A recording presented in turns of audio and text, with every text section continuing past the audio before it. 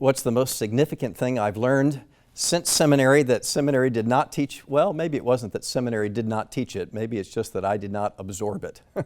I mean, so much of what seminaries try to do is to prepare people for ministry, but often it's like teaching parenting to teenagers, right? It's all true. It just has no perceived relevance until you're actually in the situation. And maybe what I was taught, but I did not gain or take in, was the whole understanding of how the gospel enables our obedience.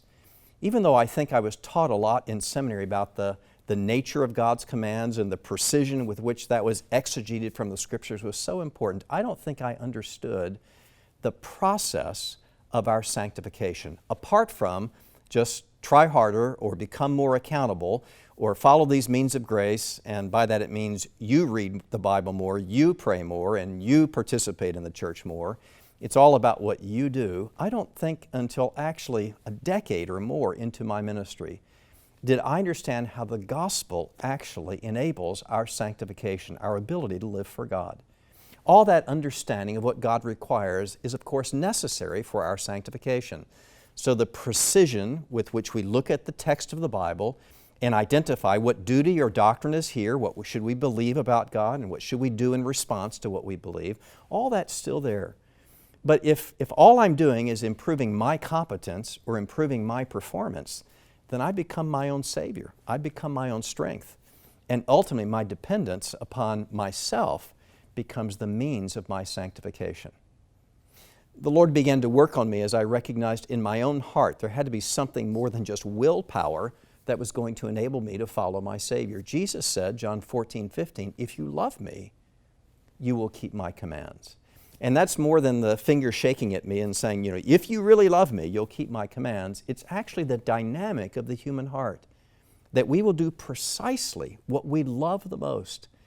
And that means as I begin to understand the process of sanctification in my heart, it's actually the way by which the Spirit is changing my affections so that I will do precisely what I love the most for the one that I love the most. That sanctification is not just about my willpower so that God will be nice to me. It's actually understanding how great is His love for me so that my heart resonates with love for Him. We love because He first loved us. When I understand the grace of the gospel, what's actually happening is there is growing in my heart a surpassing love for my Savior. And there's a consequence. Jesus said, if you love me, you will keep my commands. And the source of that love is in the Bible as well. We are told we love because He first loved us.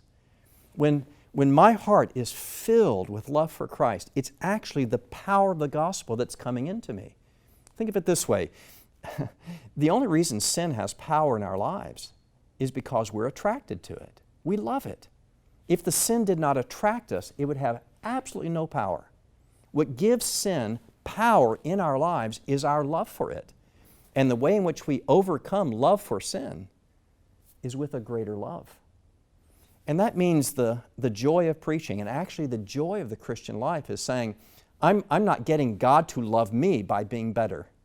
In fact, because He has loved me infinitely, then what my heart begins to want to do with a greater love for God than love for the sin is to respond in love for Him. The little story I tell is that when I met my wife the first time on a picnic, it was a beautiful fall day, and this young woman, after a picnic with her family, said, would you like to take a walk with me? Now, sky was blue, sun was shining, leaves were turning colors, blonde hair, green eyes, red sweater. She said, would you like to take a walk with me? I said, of course. She's beautiful. Why wouldn't I want to walk with her? And by the way, I've been walking with her for about 40 years now. And the reason for that is I love her. I want to walk with her. The gospel's no different. When we have perceived how great is God's grace toward us, then our hearts respond in love for Him. And when He says, now do you want to walk with me? Our hearts respond, yes, Lord. You tell me how. Because I love you, I want to walk with you. And the love of Christ is the power of the gospel because we want to walk with the one that we love the most. That message makes preaching and teaching and living for Christ our delight as we are strengthened by love of Christ.